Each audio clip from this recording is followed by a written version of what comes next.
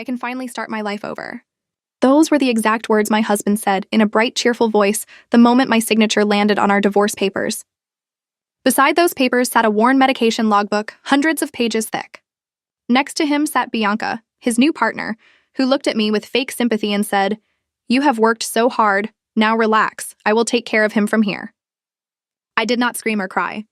I just looked at that old logbook and thought about how little either of them understood what those words truly meant. My name is Diane, and for 22 years I was married to Gerald, a man who still looked healthy and confident despite a severe chronic illness, because I had spent 2 decades quietly keeping him alive. "You are finally free from nursing me," he said, acting compassionate. "With Bianca here, I will get through my treatment easily." Easily. He genuinely believed he had survived this disease through his own strength. I had tracked every medication, every midnight flare-up, every warning sign, working full shifts as a nurse while managing endless insurance paperwork behind the scenes, and he never once thanked me.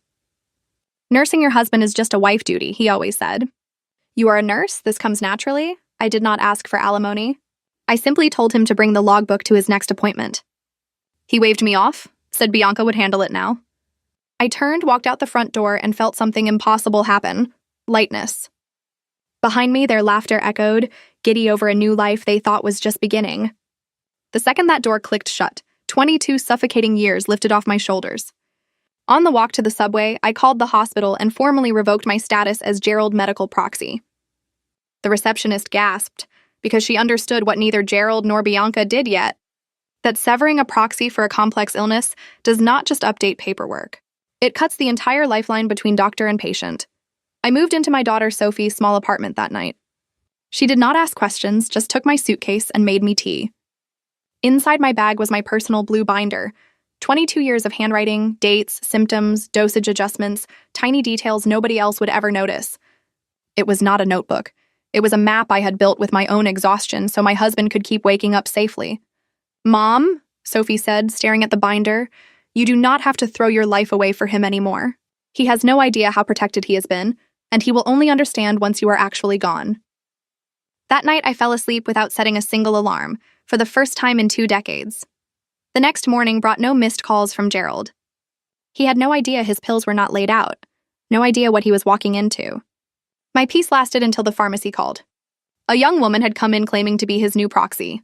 No logbook, no idea about last week's dosage change, laughing when warned, saying the medications were basically vitamins now that he was almost cured.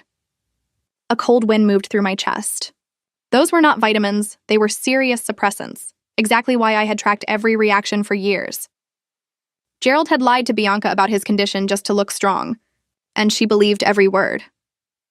That afternoon, the hospital social worker called, confused that I had removed myself as his registered family member, since his insurance renewal deadline was days away. I explained we were divorced, that all responsibility now belonged to him. "Does he understand what he needs to do?" she asked.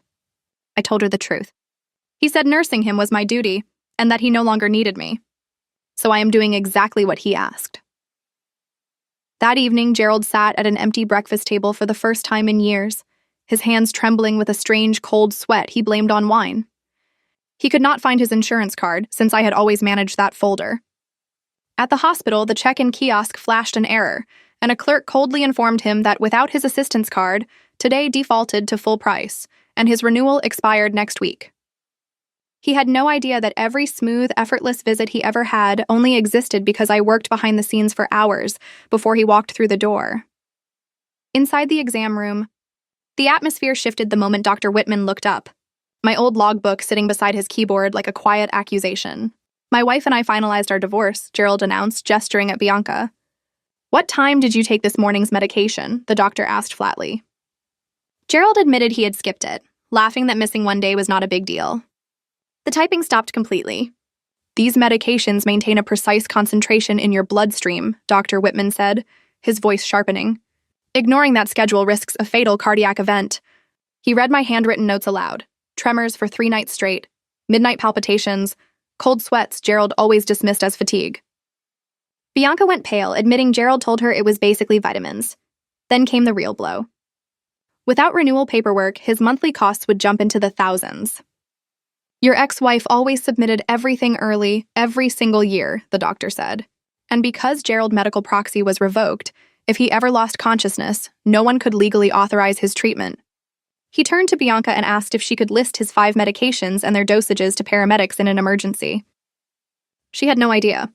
You were never fighting this illness alone, Dr. Whitman told Gerald. Your wife was fighting it every day while you lived safely inside the shelter she built. That night, Gerald dumped an entire pharmacy bag onto the coffee table, unable to tell which pill treated what. Bianca complained this was ruining her lifestyle, that she never signed up to babysit a sick man, and stormed into the bedroom. Alone in the dark, gripped by real fear for the first time, Gerald swallowed a random pill and waited, terrified, for morning. By 3 a.m., a crushing pain seized his chest. The emergency line told him that without a registered proxy, they could not authorize immediate intake for his condition. He stumbled to the bedroom looking for Bianca and found only a note. I cannot do this. Goodbye. She was gone the instant reality became heavier than the fantasy she signed up for. Desperate, Gerald called his daughter, hoping she would become his new guarantor. Did you really think I never noticed Mom's binder? Sophie said, her voice ice cold. You were never fighting an illness, Dad. You were being protected. I will not sacrifice my life the way she did. Do not contact us again. His sister Karen, who once loudly defended him as a victim, refused just as coldly the moment he asked her to be his guarantor, suddenly too busy for calls in the middle of the night.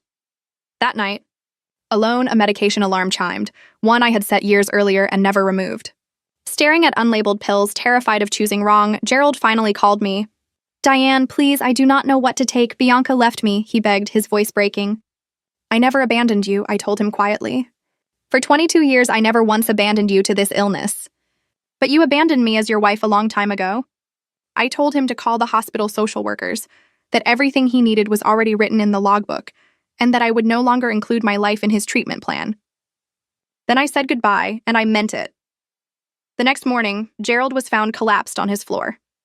Paramedics rushed him to a crowded public ward instead of his usual private suite, since the hospital he trusted had refused the transfer with no legal proxy on file. He could not identify a single one of his own medications. When asked for an emergency contact, all he could whisper was that there was no one. A billing administrator later handed him an invoice for $15,000, since his expired assistance program meant everything now defaulted to full price. Alone in that bed, Gerald finally opened my original binder, 22 years of quiet devotion disguised as ordinary notes. Herbal broth hiding a strict diet so his pride stayed intact. Gentle reminders to smile so he would not spiral into fear. He remembered throwing my potted plants in the trash while I said nothing at all, and only now did he understand that silence had never been weakness. It had been love, stretched far past what anyone should reasonably give. Weeks later, I sat in my daughter's kitchen on a quiet Sunday, brewing coffee, a small plant sprouting new leaves on the balcony. I had left my old high-pressure job for a calmer clinic, where patients thanked me instead of expecting my care as an obligation. Sophie wrapped both hands around her mug and told me I never had to carry someone else's entire life again. I finally felt like I could breathe. Some people might call what I did cold, but I spent 22 years disappearing into someone else's survival. And I finally chose, before there was nothing left of me, to come back to my own life. If this story kept you until the very last word, hit subscribe for more real stories of betrayal, quiet strength, and the truth that always comes out eventually, only here on the Revenge Tales.